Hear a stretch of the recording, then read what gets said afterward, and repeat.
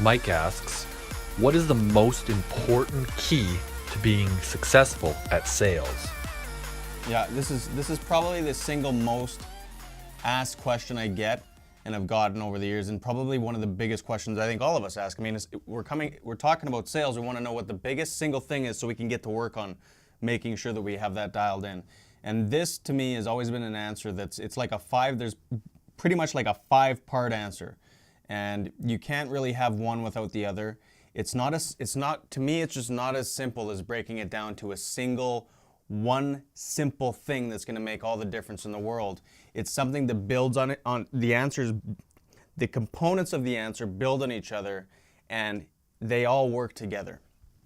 And I came across this without even knowing it, through my experiences in sales, through my process of going through being completely incompetent to being competent when it came to sales, when it came to public speaking, when it came to communication, influence, and all that stuff.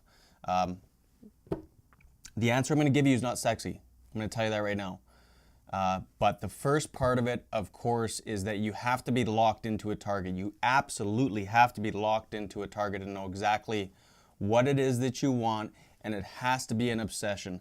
And I hate bringing this up because I know that so many of you who are watching this have gone through personal development programs and sales training where they've talked about goals and they've had you go through some exercise where you sit down, you write down your goals, and you did it, but you took that written down stuff and it ended up in your night table stand. You never looked at it again. It just became another thing that triggered feelings of failure for you. And so, so as I'm going through this, that's not what I want to do. I want to help you understand the difference between something that is merely a wish, which is what most people's thing is. When I ask people, like, what is your goal? I want to make $500,000 a year in commissions.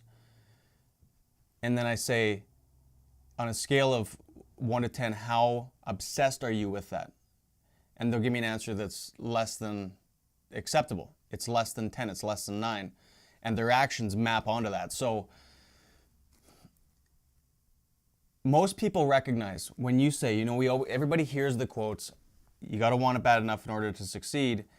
And most people, if they're self-aware enough, are going to recognize, I probably don't want it bad enough. Like, if they're willing to admit that to themselves, they're probably going to acknowledge, I don't want it bad enough. And that's a very scary thought because I think every single one of us knows that unless we get past that, unless we have that desire and the appetite that's sufficient to drive us there, we are completely barred from having success in anything that we want to do, especially as it pertains to selling, because selling is such a high stakes game. When you're out there in the field doing whatever it is that you're doing to drive sales, especially if you're involved in things like cold calling and you're really involved in the hustle, it takes an enormous amount of energy to continue on and keep doing it every single day. And we recognize if we don't have that level of appetite, we're never going to get there. So a lot of people face the reality that I don't want it bad enough because I'm sitting here playing solitaire on my computer instead of picking up the phone or going and seeing businesses if you're in B2C sales, B2B sales. And so you recognize there's something missing here and I don't know how to get it. This is the thing. People struggle. One of the biggest things that I've seen myself struggle with until I understood this, and that most people struggle with because they don't even know that there's an answer, is how do I actually acquire the belief that it takes to become successful, and how do I acquire the appetite that it takes to become successful? Because every single one of us has in us the ability that if we want something bad enough, we get to that point where we want it more than anything, we want it more than life itself. That's where the magic happens. And people are wondering constantly, how do I get myself to that point? Because I feel so far away from that. The answer to that I'm going to give you real simple from what I've learned. It's profound. I didn't come up with it, so I can say that it's profound. It's something that we could talk about for hours on end, and I'll get into it in another video. But how we develop the obsession to do something is by obsessing over something, is thinking about it constantly, living it out in our imagination constantly. What would it feel like to have what it is that I want to have? What would it feel like? How would I function as being that kind of person? And then living it out constantly in your imagination, practicing it, role-playing, functioning as if that's how you are. And by doing so, that's going to create the appetite to do it. It's just like anything else. Look at any other thing where you've developed an appetite for something. It's always this process. Write that word down. It's a process. It is not something. You cannot merely flip the switch so that you want something bad enough. And belief, interestingly, functions the exact same way. Everybody throws around these pithy statements about if you want it, you have to believe in it type of thing, or whatever variation of that. And they talk about it as though it's something where you can just flip a switch and you believe. Like people talk to you as though, come on, man, you have to believe. And it's like, it doesn't work that way. Beliefs are developed through process. Appetite is developed through process. It's not something that you just have. It just doesn't work that way. And so this is why it is crucial to write down, get real clear what it is you want, why you want it, what about your situation that you frickin' hate more than anything, so that you have that fuel. Build off of that hatred, because that's a powerful motivator. That's more powerful than anything. What is it you hate about your current situation? Write that down. What's the solution to that hatred, to that disgust that you have around that? And consciously take time in whatever capacity, I don't know how this plays out for you, to obsess about it, to sit down, listen to music that motivates you, that's powerful, that elicits an emotional response in yourself, and imagine this stuff. Obsess over it. At the beginning, it's going to seem like work, but over time, the more that you do this, the more that's going to happen. And here's the key. Write this down, please. Do not start to try to think about how am I going to do this. And this is the default thing, is what you're going to struggle with, is you're going to think about, here's what I want, but how do I get it? And you may or may not, probably not, most of you not right off the bat are going to be able to see a way how you're going to get it. You're going to get frustrated, and then you're going to want to throw in the towel and forget about the whole thing, because it's just going to be chalked up to another one of these exercises that you've done before, probably if you've been around for any length of time, that just was one more failure on the books. So you have to trust this process. The key here is to develop the obsession around what it is that you want. You've got to get there, because selling, like anything else that you want to do at a high level, if your appetite is not on a scale of 1 to 100, if your appetite is not at 100, you're dead in the water. Because you're going to face challenges and adversity and things of that nature, that think of climbing up a hill and you need a certain level of energy and fuel to get up and over that hump. If you don't have that through being obsessed, which is where all this comes from, if you don't have that, you're not going to have the energy to overcome all those things. So this is the absolute bottom line prerequisite to success and everything else that I'm going to share with you as it pertains to sales and really anything. I mean, you can have all the talent, you can have all the strategies, and this is what so many people spend so much time chasing after is tactics and strategies and all these different things that they can do throughout their selling process, but they don't have the foundation behind how am I going to be able to execute on this successfully. And so that's where having an obsession is job one. Absolutely job one without question. And the next thing that comes alongside of that is very closely related, is belief. Building belief is done the exact same way. And again, this is another thing which I'm sure I'm going to probably be repeating a lot of this stuff and talking about it way more in depth, because I believe that developing the sufficient appetite to get what it is you want to get, to do the things you want to do, is so vital. You're done with that. I've said that already. Belief is the other thing. Because it's one thing to have the desire to want to be successful, but if you don't have some measure of accompanying belief behind it, all you're going to do is feel this deep, depressing disappointment, because in your heart of hearts, if you don't have that belief, I can never have that, and it's just it's a devastating feeling. So the two have got to match. And I know I've shared this before, but some of you are going to be watching this for the first time. The way that I developed the obsession, and specifically the belief, and I didn't even know this wasn't intentional whatsoever. When I got started in real serious selling at the age of 19, I latched onto some people who were getting the results that I wanted to get. And the ones who had the style that matched kind of my style, that I could map my way of operating onto that in a way that would be natural without changing who I was as a person, I started to emulate the ways that they would ask questions and the ways that they would communicate and all that stuff. And one of the things that I just ended up doing completely by accident was when I was traveling, I spent a lot of time driving, and I would practice my sales pitch over and over and over again in the car, listening to music, but I'd practice my pitch. And here's what that did for me. I would practice the things that I saw other people doing that I knew led to success.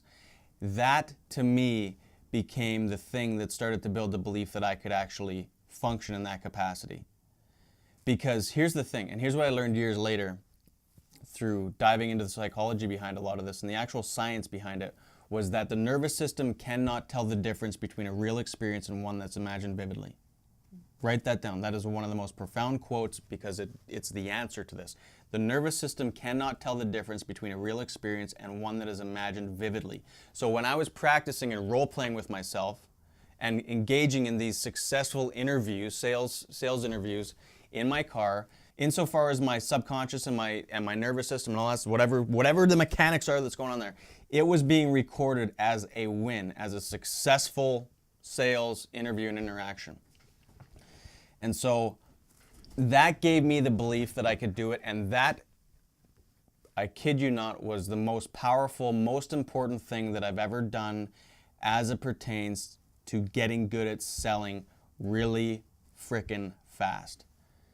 Because it gave my mind, when you're in this situation, when you're in this sales interview, you're in a pressure situation, you are not going to, I could tell you all the techniques in the world. I could tell you everything that's going to work, and anybody else who's good at sales can do that for you. But when you're in the pressure of a selling situation, whether it's a cold call or face-to-face meeting or whatever it is, however that plays out in your world, you are going to revert back to what you are most comfortable with doing, which is what you've always done. So through doing this process of practicing and role play, you're starting to rewire your brain, and you're starting to create these patterns of handling yourself, and you're going to find that you're going to naturally do this stuff in the sales interview, and you're going to be blown away with how you even managed to do that. You're not even going to know where it came from, but that's how this works. So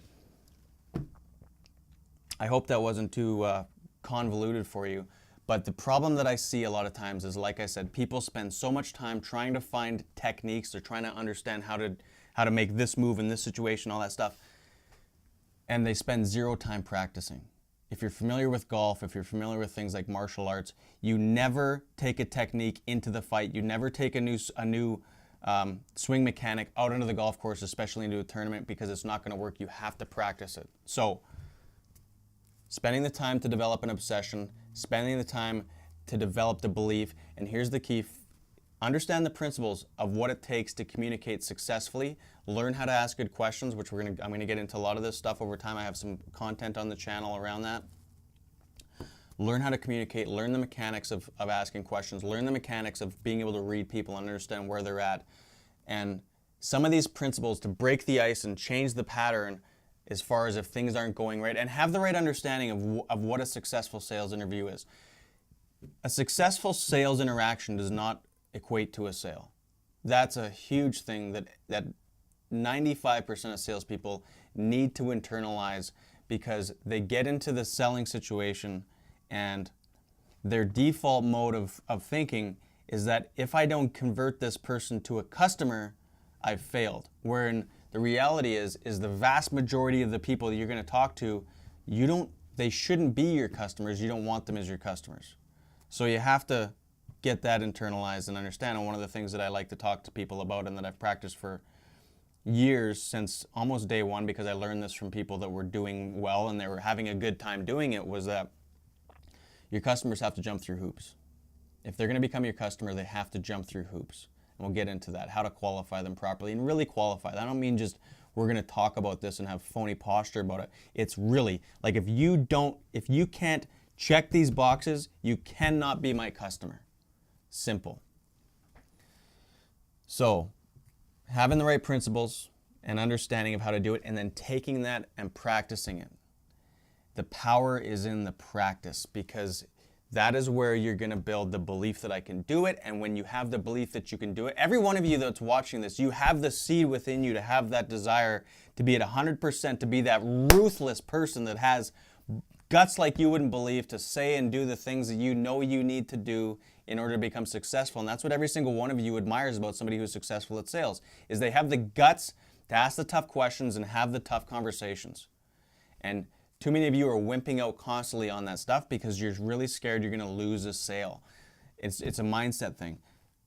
You can't beat yourself up and think that that's something that's indicative of who you are as a person, or that there's something wrong with you, or this is just how I am. It's not. It's your perspective. We just got to change the way that you see things, and everything else is going to change. So I'm getting all over the place here because it's such a big answer. It's such an important thing. It's something I'm so passionate about, especially, again, I know it's not sexy. It's not that appealing.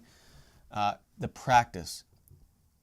You'll go nowhere without practice. You will not go anywhere without practice. I believe role-playing in practice is the absolute unequivocal foundation to becoming successful at sales, marrying that with actual action, because too much practice without action will just cause paralysis.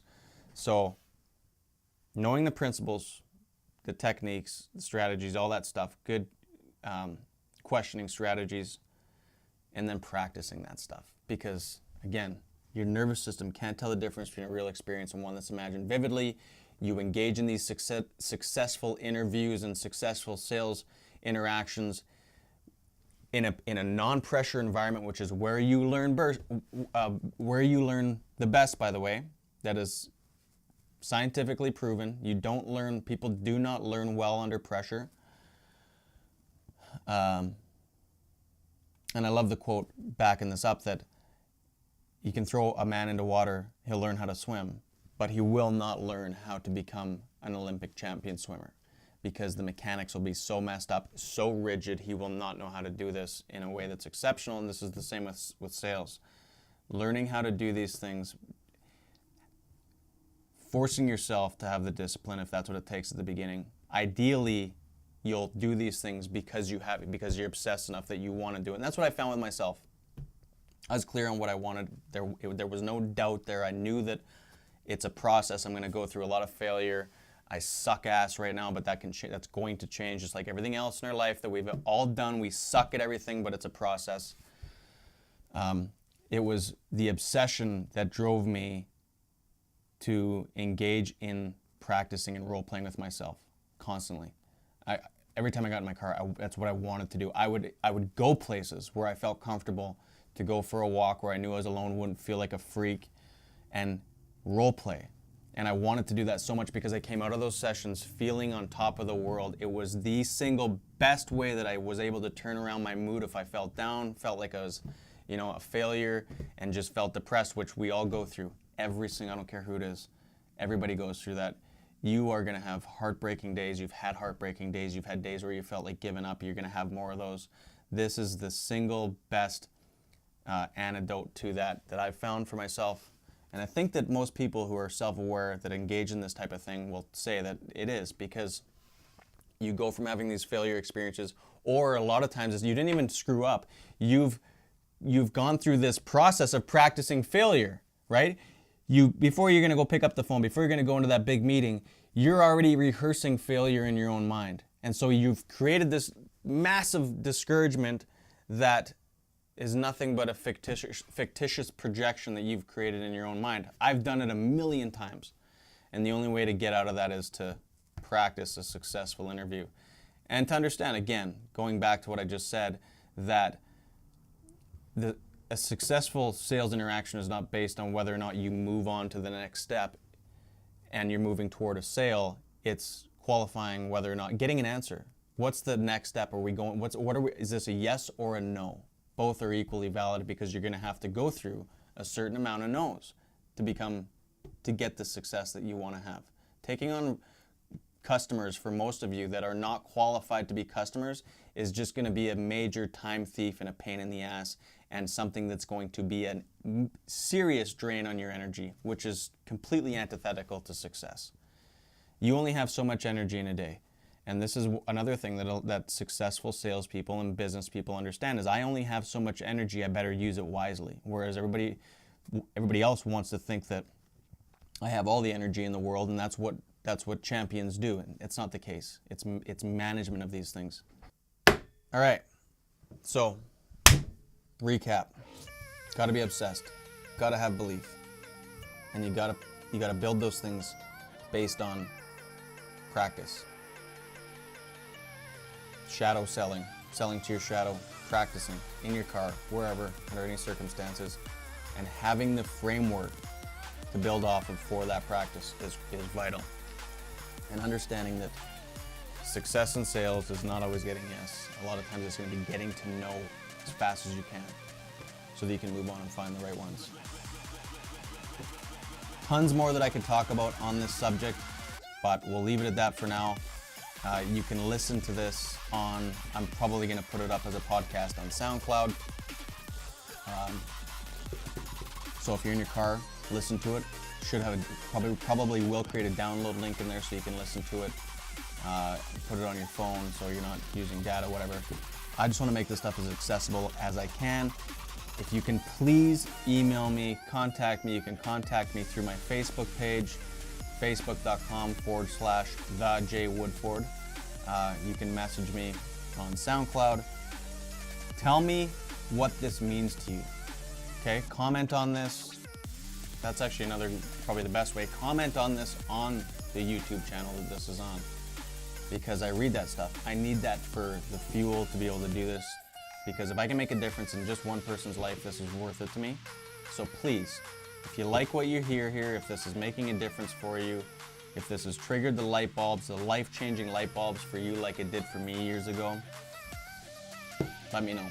And don't forget to subscribe and throw a thumbs up if you think that this is good, okay? So, thanks for coming out. I'm gonna be trying to do this regularly, go through the rest of the content on here, and kick some ass. You got this. It's a mindset thing. Whatever you're struggling with, it's just right here, and that can always be changed. Don't buy into the lie that I'm the sort of person that can't do sales, because you can. It's all perspective and how you see things. See you later.